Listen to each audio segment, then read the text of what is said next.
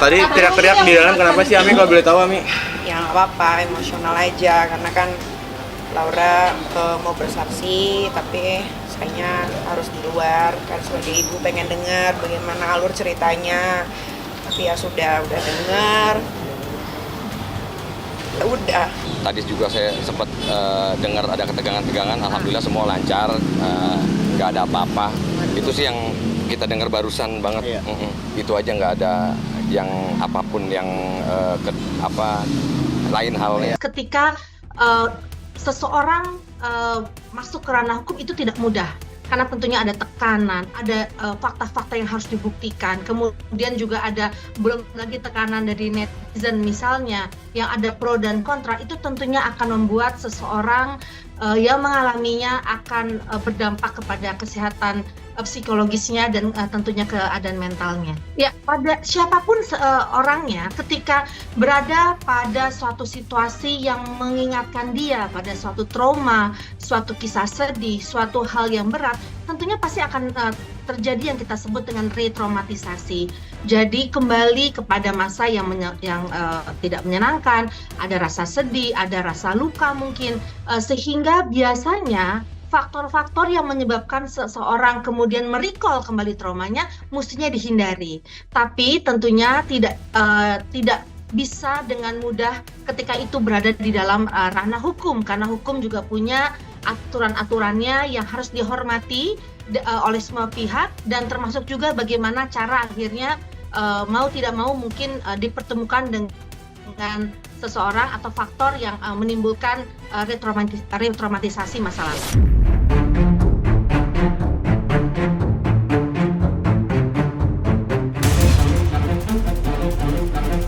Peristiwanya itu terjadi pada tanggal 12 April 2025. Ini boleh tuh kami. Ya. Nah ini nama Instagramnya apa nih? Instagram online shopnya ya di LM Branded Stuff. Ini kan kelihatan ya di sini ya. Jadi awalnya aku memang niat mau membeli piyamah, yaitu baju tidur pada saudari Lisa Mariana. Pas aku udah suka nih sama baju tidurnya, ternyata kan aku langsung capture. Terus aku langsung nge-DM kan, aku mau ini gitu kan, aku mau minta totalannya jadi berapa. Setelah aku DM, ternyata kan sama online shopnya ini nggak dibales kan. Otomatis karena aku kenal sama si Lisanya, jadi aku langsung capture lagi nih. Ini kan di sini kan kelihatan ya baju tidurnya. Nih aku mau yang warna putih sama yang warna pink. Terus setelah itu aku langsung DM lagi si Lisa Mariana. Nih di sini aku kasih tahu ya. Dia tanya, size apa sayang? Terus aku bilang M, terus aku kirim ya kan alamat aku, terus juga dia notalin 450 plus 10 910, terus dia suruh aku untuk transfer ke rekening dia. Setelah aku transfer nih semuanya sudah jelas ya, semua atas nama Lisa Mariana. Terus juga ini ada bukti transferannya. Setelah aku transfer, ya udah. Setelah itu sampai sekarang piyamanya juga nggak sampai ke alamat aku sama sekali. Bukan cuma aku aja yang kena tipu. Bahkan kalau misalnya kakak-kakak ini misalnya ikutin Instagram aku, ya kan ini aku lagi ngepost laporan banyak banget orang yang tertipu. Yang beli pajama sudah 710 masuk, ternyata nggak dikirim-kirim. Untuk yang kedua, dugaan penipuan berkedok pinjaman pribadi ya. Jadi nih. Jadi pada tanggal 19 April 2025, klien kami meminjamkan uang sebesar 10 juta kepada LM secara tanpa perjanjian tertulis, ya kepercayaan pribadi. Ini buktinya ya. Oke. Nah, jadi janji pelunasan itu kan disampaikan sama LM itu tanggal 23 April. Tapi sejak saat itu LM ya janji-janji palsu. Nah, ini kita jabarkan ya, ini janjinya. Jadi pada tanggal 23 April, nah LM bilang, kakak, aku lagi masih nunggu uang masuk ya. Ini pertama. Lalu tanggal 26 April itu, belum. 26 April. Nah ini 26 April dari tanggal 23 26, kak paling late lusa ya. Kakak aku TF ke kamu. Terus tanggal 1 Mei. Tanggal 1 Mei, ya kan? Ini mana nih? Aku transfer $, ke Dewi sayang gitu.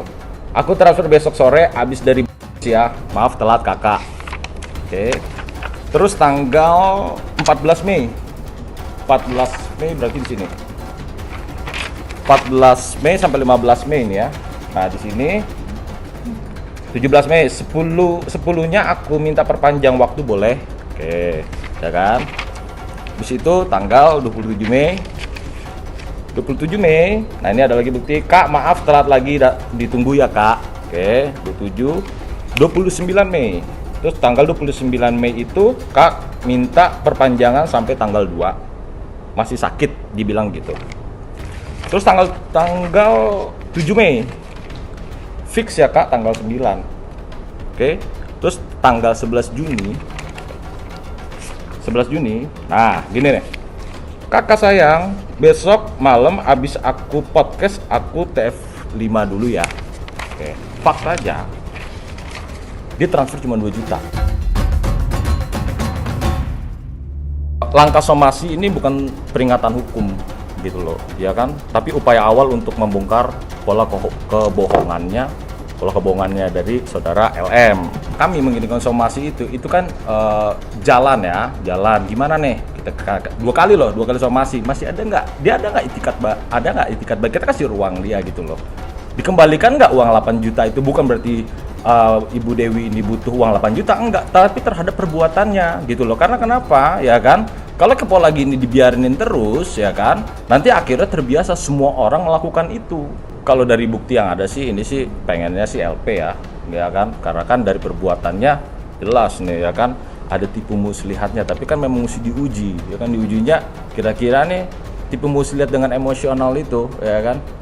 Bisa nggak itu suatu unsur pidana nggak gitu? Ya mudah-mudahan aja kita lihat aja kan gitu. Nggak kenal banget sih, enggak ya. Ngedeketin itu pas lagi zaman awal-awal viral itu. Aku nggak ngerasa aku star sih, enggak gitu ya, nggak star syndrome gue, cuman memang kenyataannya seperti itu gitu loh. Banyak banget nih bermunculan tokoh-tokoh baru yang jadi mungkin untuk jadi kerikil gitu loh. Padahal yang memang masalahnya ya nggak besar gitu, sampai maksudnya mengganggu usaha saya kan. Saya usaha pajama ya gitu ya, orang tahu gitu kan. Aku sih udah bikin somasi ya, cuman aku nggak bisa sebut di sini. Udah ada kerugiannya lumayan sih, sekitar 200-an. Iya, buka aja LP gitu kan, jangan sampai balik loh.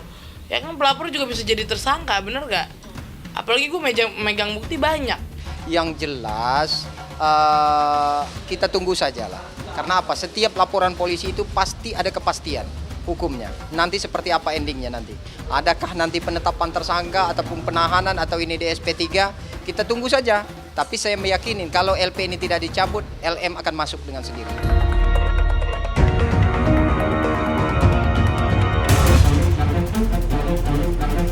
Jangan sampai jadi bumerang lagi nih, lo ikut-ikutan di dalam permasalahan ini ya, Ravelino Tuase ya, nanti lo mendem lagi di dalam ya, karena gue tahu lo cuma bisa kasih bukti itu cuma satu, yaitu chatting yang itu doang, udah, yang nggak valid, nggak ada hubungan pacaran, FWB aja. Ini bukti salah satu nanti kami akan masukkan di Pengadilan Negeri Bandung, karena kami sudah memasukkan instruksi di dalam pokok perkara, mungkin salah satu bukti, tapi tidak semua, hanya bukti permulaan saja. Mungkin dia lupa, nona-nona, Mbak LM, Mbak Ica, ini dia pernah ngirim seperti ini bro ya. Nah, itu anak lu ya. Ini lihat ya, ini tanggalnya nih, gue nggak ngarang. Ini berarti Selin tanggal lahir tanggal 26 Januari. Ini April 2022. Posisi gue lagi baby blues, jaga silent sendiri dan menghargai orang tua. Gimana nih caranya biar gue ada suami dulu gitu. Tapi kalau sekarang kan sama suami yang sekarang udah terjalin cinta yang benar-benar memang cinta gitu kan. Kalau gak cinta gak ada anak kedua, bener gak? Ya buat Mbak Lisa, tolong apa ya, kalau ngomong tuh dipikir dulu, nggak apa-apa. Situ ngehina saya nggak apa-apa, tapi ya berdasarkan logika aja gitu loh. Jangan apa-apa main ceplas-ceplos, apa emang situ diajarinnya begitu gitu loh.